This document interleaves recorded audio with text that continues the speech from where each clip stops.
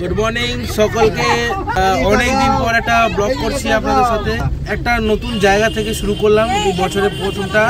সকলকে happy new year জানাই 2025-এ সকলের যেন ভালো কাটে। আমরা আজকে যাচ্ছি উইথ ফ্যামিলি, আমরা সকলে ফ্যামিলি মিলে একটা প্রোগ্রাম অ্যাটেন্ড করেছি। আজকে যাচ্ছি আমরা আজকে বিষ্ণুপুর, জয়রামবাটি, কামারপুকুর হয়ে বাড়ি ফিরবো। কিরম কি কস্টিং করছি সব কিছু আপনাদের সাথে ইনফরমেশন দেব। আর এতদিন আপনাদের কাছে ব্লগ দিতে পারিনি বলে ক্ষমা প্রার্থনা হয়ে জানাচ্ছি। চলুন, রাস্তায় দেখা যাবে নতুন দৃশ্য। মন্দিরের শহর বিষ্ণুপুর। বিষ্ণুপুর বাঁকুড়া জেলায় অবস্থিত। দেখতে দেখতে আমরা দক্ষিণেশ্বরে পৌঁছে গেলাম, মায়ের মন্দির দর্শন করলাম। এবার বলি বিষ্ণুপুর যাওয়ার রাস্তা। বিষ্ণুপুর আপনারা বাই রোডেও যেতে পারেন, আবার বিষ্ণুপুর আপনারা ট্রেনেও যেতে পারেন। বিষ্ণুপুর যাওয়ার জন্য ট্রেন আপনারা হাওড়া থেকেও ধরতে পারেন, আবার শালিমার থেকেও পেয়ে যাবেন, আবার সাঁতরাগাছি থেকেও পেয়ে যাবেন। সাঁতরাগাছি থেকে প্রতিদিন সকাল 6:38 রূপসী বাংলা এক্সপ্রেস ছাড়ে। এটি ধরলে আপনারা দিনের দিন বিষ্ণুপুর ঘুরে আবার কলকাতায় ব্যাক করতে পারবেন। কলকাতা থেকে বিষ্ণুপুরের ডিস্টেন্স বাই রোডে 138 কিলোমিটার। আমরা গাড়িতেই জার্নি করেছিলাম, কারণ ফেরার পথে জয়রামবাটি, কামারপুকুর দেখতে হবে। শুধু আলু চাষ। আমরা একটা রাস্তায় ধাবাতে দাঁড়িয়েছি চা একটু ওয়াশরুমে যাওয়ার জন্য। চারিদিকে শুধু ভিউটা আপনাদের দেখাচ্ছি, দেখুন, শুধু আলু চাষ। বিষ্ণুপুর গেলে ওখানে যদি কেউ মনে করেন যে আমরা নাইট স্টে করবো, তাহলে অ্যাভেলেবেল হোটেলও পেয়ে যাবেন। খাবারের খরচাও খুব কম। আমরা বাই রোডে গেছিলাম, তাই বনলতা রিসর্টে দুপুরে লাঞ্চ সেরেছিলাম। আমরা এখন জয়পুর ফরেস্টের মধ্যে থেকে যাচ্ছি। খুব সুন্দর পরিবেশ, প্রকৃতি যেন অপরূপ সৌন্দর্য ঢেলে সাজিয়ে দিয়েছে। বারবার এই জন্যই হয়তো অরণ্যে আসতে ইচ্ছে করে।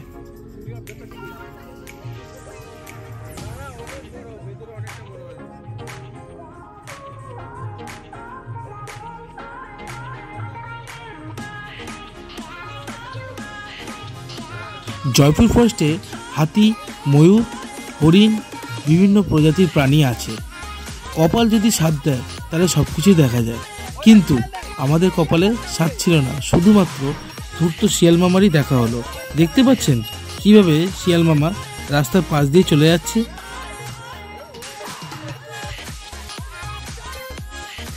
শহরের কোলাহলে এরকম শান্ত পরিবেশ পাওয়াই যায় না, কিন্তু কি করব, আমাদের তো এগোতে হবে, কারণ আমাদের গন্তব্য বিষ্ণুপুর।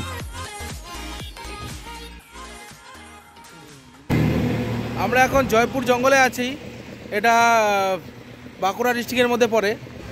আমরা যাচ্ছি বিষ্ণুপুর, তো জয়পুর জঙ্গলের উপর থেকেই যেতে হবে। ফেরার সময় আমরা কামারপুকুরটা করব। সরকারি স্টেট বাস প্রচণ্ড গতিতে তার গন্তব্যের দিকে ছুটে চলেছে। আমরা তাকে সাইড দিয়ে দিলাম, কারণ ওর সাথে আমরা পারবো না।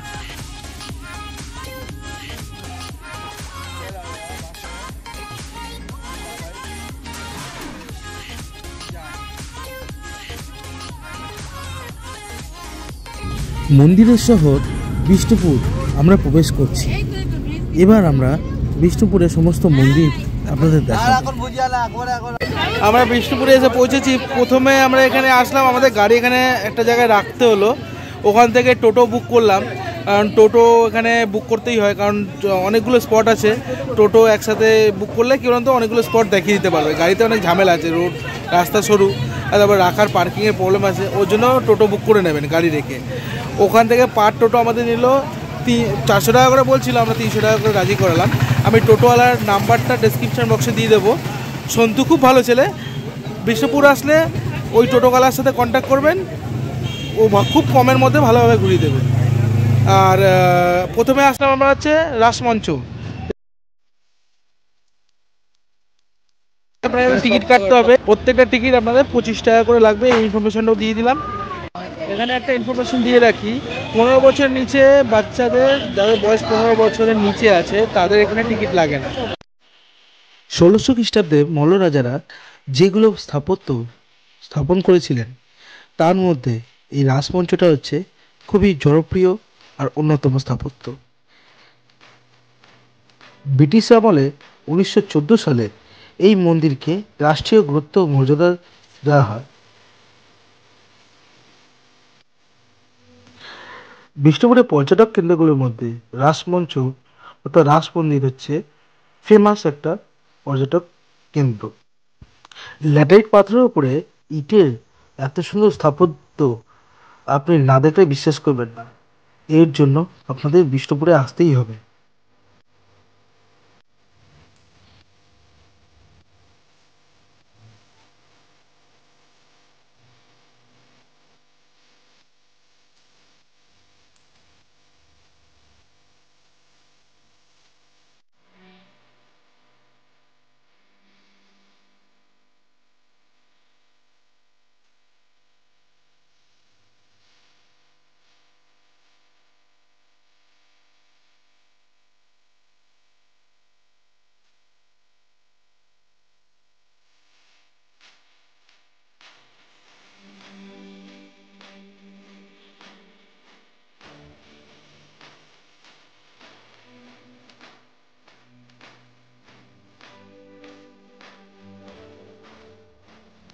এরপর আমরা গেছিলাম দলমানর কামান দেখতে।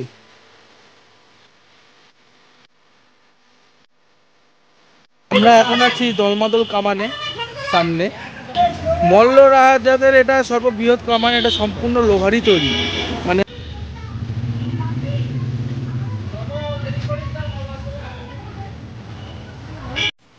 এখন আমরা আছি ছিন্নমস্তা মন্দিরের সামনে।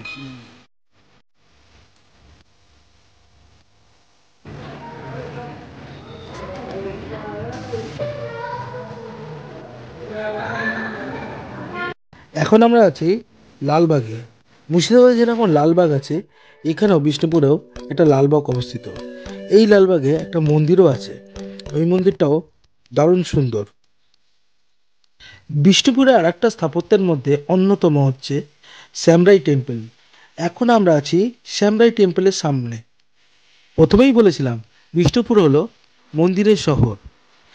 বিষ্ণুপুরের সামান্য কিছুটা এলাকার মধ্যেই প্রচুর মন্দির রয়েছে। তার মধ্যে শ্যামরাই মন্দির হচ্ছে আর একটা অন্যতম মন্দির।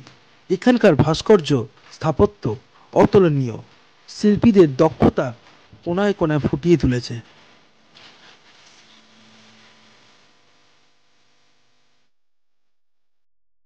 আমরা এখন আছি শ্যামরাই মন্দিরে। এটিও বিষ্ণুপুরের একটা বিখ্যাত মন্দির। রাসমঞ্চে যে টিকিটটা কেটেছিলেন না, সেই টিকিটটা এন্ট্রি ফি এখানেও হবে। মানে একটা টিকিটের এগেনস্টে 3টে মন্দির আপনাকে এন্ট্রি করতে দেবে, আর বাকি মন্দিরগুলোর জন্য কোনো চার্জেস নেই। তো এখানে আমাকে টিকিট কাটতে হয়নি, ওই টিকিটেই চলে এসেছে।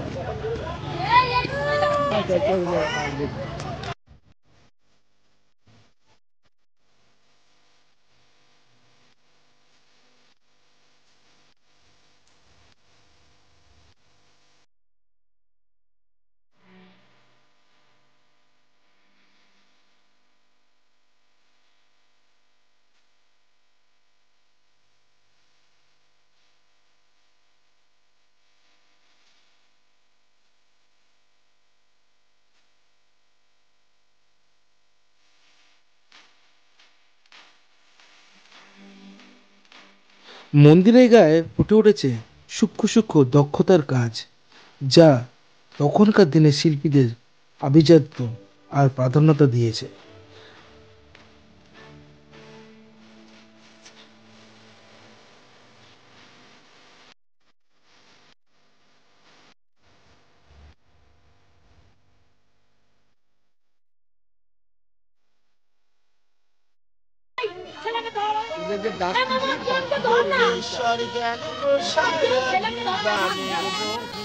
আমরা এখন আছি বাঁকুড়ার জোর বাংলা মন্দিরে। এটা আপনারা জানেন ইন্ডিয়ান ডাক মানে ইন্ডিয়ান পোস্ট এই মন্দিরের ডাক টিকিট তৈরি করেছিল। আমরা আছি 12 জন আছি, ঠিক আছে। হ্যাঁ, তার মধ্যে বাচ্চা। বাঁকুড়ার বিষ্ণুপুরের অন্যতম মন্দিরগুলোর মধ্যে আর একটা মন্দির বিখ্যাত, তার নাম হলো জোর বাংলা মন্দির। এই মন্দির ইন্ডিয়ান পোস্ট অর্থাৎ ভারতীয় ডাকের ডাকটিকিটে এই মন্দির স্থান পেয়েছে। অপূর্ব সুন্দর কাজ, না আসলে আপনারা বিশ্বাসই করতে পারবেন না। একবার আসুন বিষ্ণুপুর, আমার মনে হয়, আশা করব আপনাদের খুবই ভালো লাগবে। দেখছেন কি সুন্দর সূক্ষ্ম কাজ, ইটের ওপরে খোদাই করে করা। তখনকার দিনের শিল্পীদের কত কৃতিত্ব ছিল, দেখুন ভাস্কর্য কীভাবে ফুটিয়ে তুলেছে ইটের প্রত্যেকটা কোণায়, মন্দিরের প্রতিটা কোণায় একদম একই রকমভাবে ফুটিয়ে তুলেছে। মনে হবে যেন এখনকার দিনের মতন ছাপা প্রিন্টের মতন। আপনাদের তো দেখে মনে হবে এটা ছাঁচে তৈরি করা, কিন্তু না, এটা সম্পূর্ণরূপে শিল্পীদের নিজেদের হাতে তৈরি করা। তারা কিভাবে তাদের স্থাপত্য শিল্প ফুটিয়ে তুলেছে মন্দিরের প্রত্যেকটা কোণায়, দেখুন। এর জন্য আসুন একবার ঘুরে যান বিষ্ণুপুর।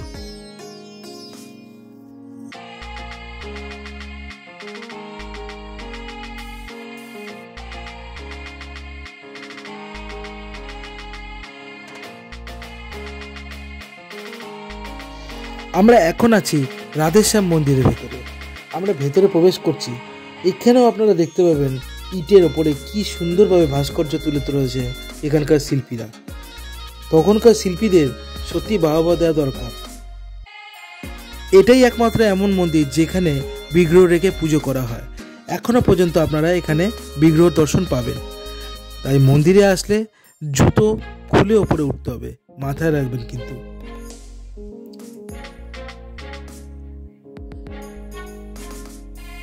বিষ্ণুপুরের স্থাপত্য মন্দিরগুলোর মধ্যে এই মন্দিরেই এখনো পর্যন্ত বিগ্রহ বর্তমান। আপনারা চাইলে পুজো দিতে পারবেন না, কারণ এখানকার অথরিটি সেই অধিকার নিয়ে বসে রয়েছে। আপনারা শুধু দর্শন করতে পারবেন। এখানে শ্যামরাইকে দেখতে পারবেন, এখানে রাধা শ্যামকেও দেখতে পারবেন।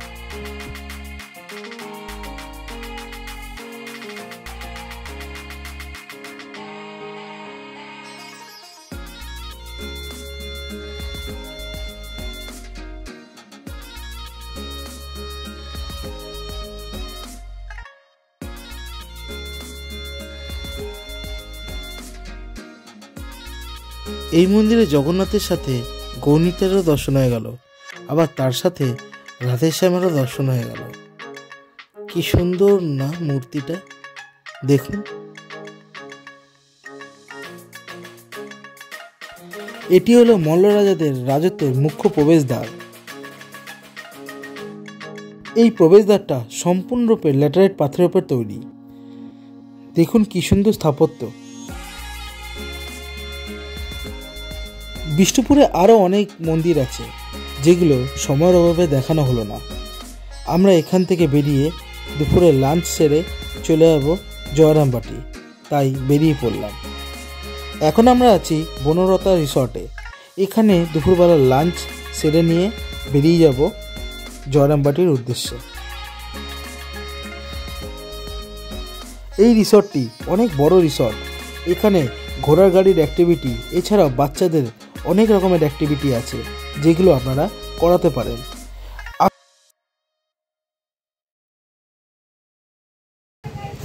খাওয়া দাওয়া হলো বনলতা রিসর্ট থেকে। আমরা এখানে নিয়েছিলাম নর্মাল থালি।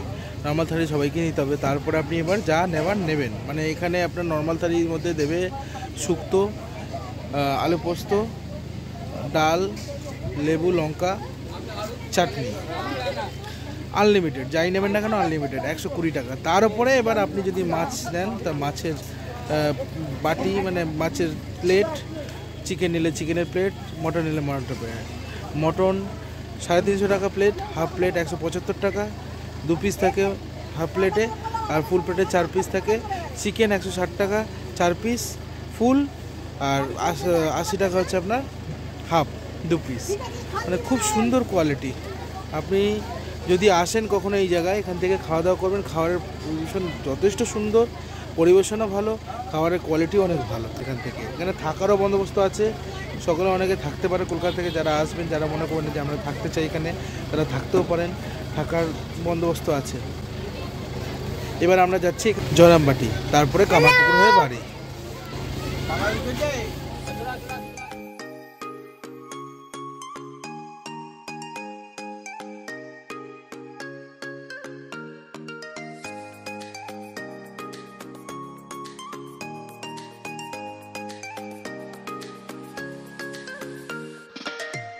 এখন এসে পৌঁছালাম জয়রামবাটি মায়ের বাড়ি।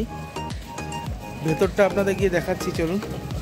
ভেতরে জানি না ফোন অ্যালাও আছে কিনা, তো চেষ্টা করবো যতটা পারবো আপনাদের সাথে শেয়ার করার।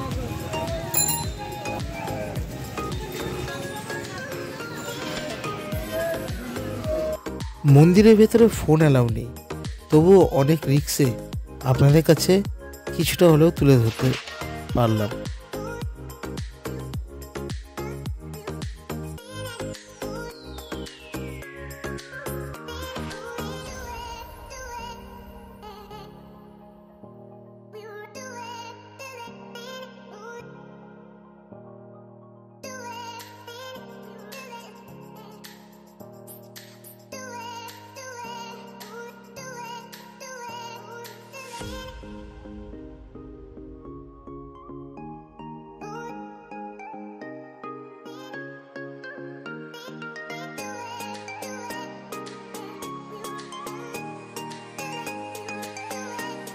এখন আমরা জয়রামবাটিতে আছি, মায়ের বাড়ি।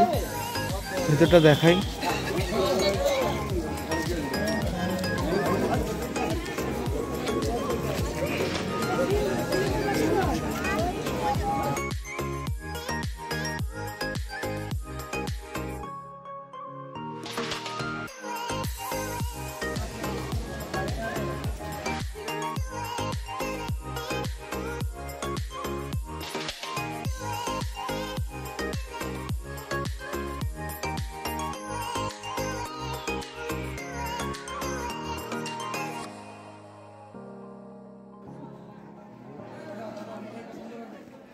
এখন আমরা এসেছি শ্রী শ্রী ঠাকুরের জন্মস্থানে।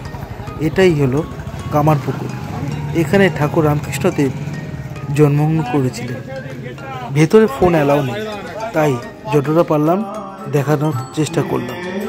আপনারা আসবেন, শান্তিতে মন ভরে যাবে। এবার বাড়ি ফেরার পালা। দেখতে পাচ্ছেন সামনে দিয়ে পিকনিক করে বাড়ি ফিরছে সবাই, কীভাবে নাচানাচি করছে। আপনাদের সকলের কাছে অনুরোধ, এইভাবে কখনো রিস্ক নিয়ে নাচানাচি করবেন না, কারণ কোনো সেফটি ছাড়া এইভাবে গাড়ির মধ্যে নাচ করা খুবই রিস্কের ব্যাপার। যখন তখন বিপদ ঘটে যেতে পারে। তবুও ভাইরা আনন্দ ভালোই করছে, দেখে আমাদেরও ভালো লাগলো, কিন্তু বলার সুযোগ হলো না তোমরা খুব রিস্কে নাচানাচি করছো। চলেন আগামী আবার একটা ভিডিওতে আপনাদের সাথে দেখা হবে। আপনারা সকলেই ভালো থাকবেন। যদি একদিনের ট্রিপ করতে চান, জয়রামবাটি, কামারপুকুর আর বিষ্ণুপুর আপনারা চাইলেই করতে পারেন। খুব কম খরচে একটা সুন্দর ঘোরার জায়গা আপনাদের উপহার দিলাম। দেখে আসুন, ঘুরে আসুন, শান্তিতে মন ভরে যাবে। আজকে এই পর্যন্ত। আবার আগামীতে একটা ব্লগে নতুনভাবে আপনাদের সাথে দেখা হবে। যত তাড়াতাড়ি সম্ভব দেওয়ার চেষ্টা করব। আপনারা ততদিন ভালো থাকবেন, সুস্থ থাকবেন আর সকলকে ভালো রাখবেন। সবাইকে গুড নাইট জানিয়ে আমি আবার আজকের যাত্রা শেষ করলাম।